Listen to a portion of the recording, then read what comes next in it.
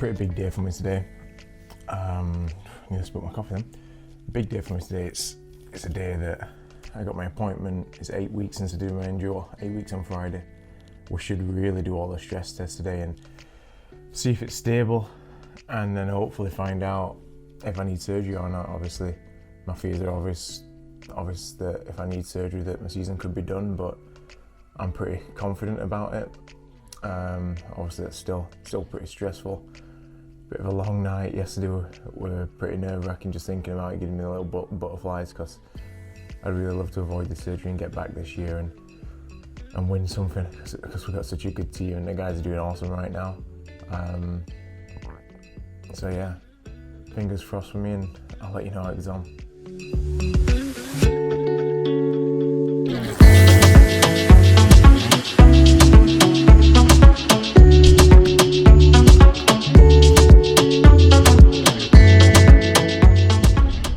It's like -2 today. It is freezing.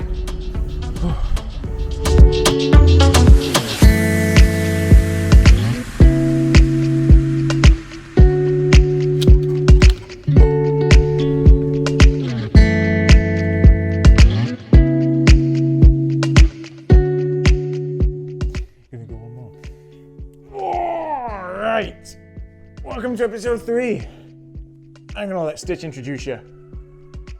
Oh, hey guys and girls. Today's episode 3.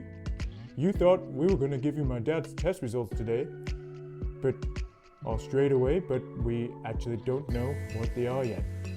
We thought that if Dad looked too happy, then you would know that the results were good. If he looks depressed, the results are bad. So right now, we don't know.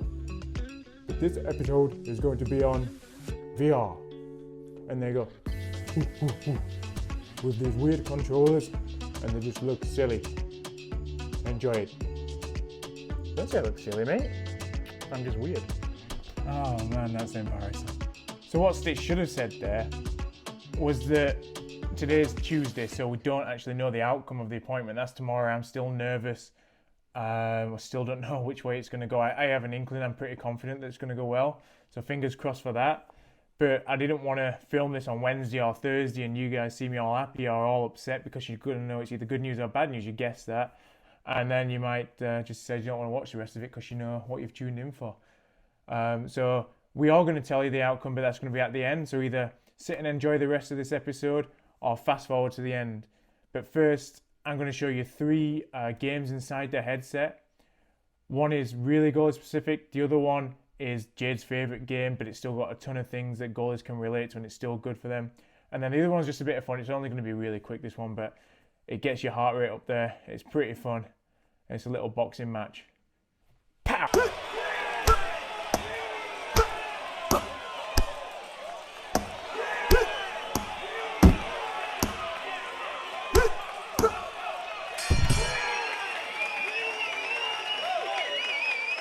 So this is Beat Saber.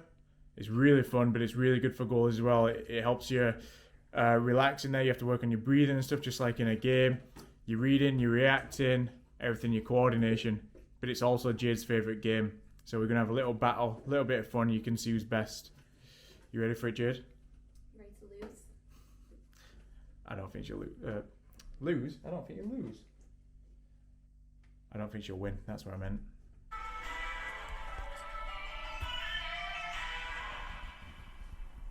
Boom. Oh no, it's okay. We're recording.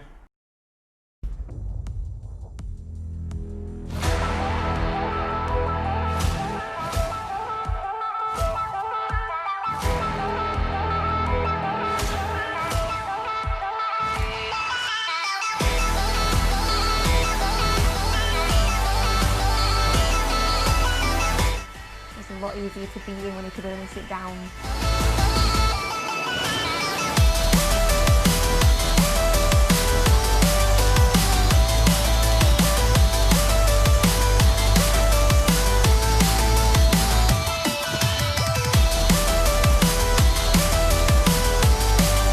See, I've not been on this for ages. We've actually got a Linkin Park pack, which she's better than me, but because it's YouTube, I don't want to put Linkin Park on there. We might get done. But yeah, Jade's going on for a first go. See how she does. I took the top spot.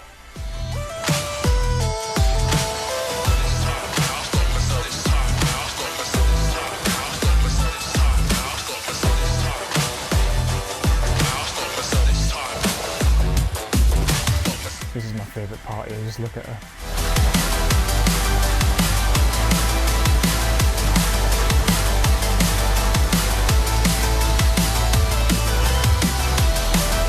It's a bit like Squidward off a SpongeBob.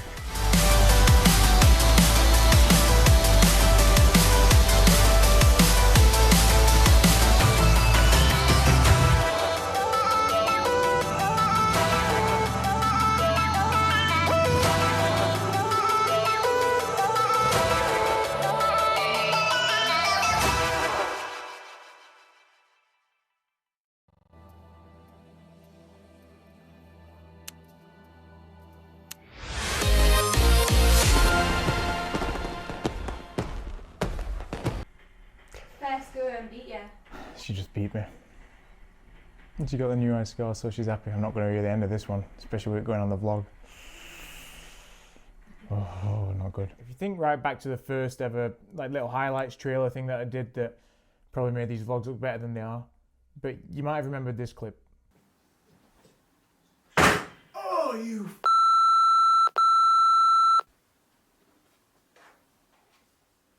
How do you manage that? So the app is called Sensorina. It's pretty awesome, honestly, but as you can see there, yeah, it's a little bit dangerous. Nearly broke my hand. Blame it on the app, it's nothing to do with user error. But what's really cool to see is that I've gone from that, sat in a chair, to this. It's cold in here today.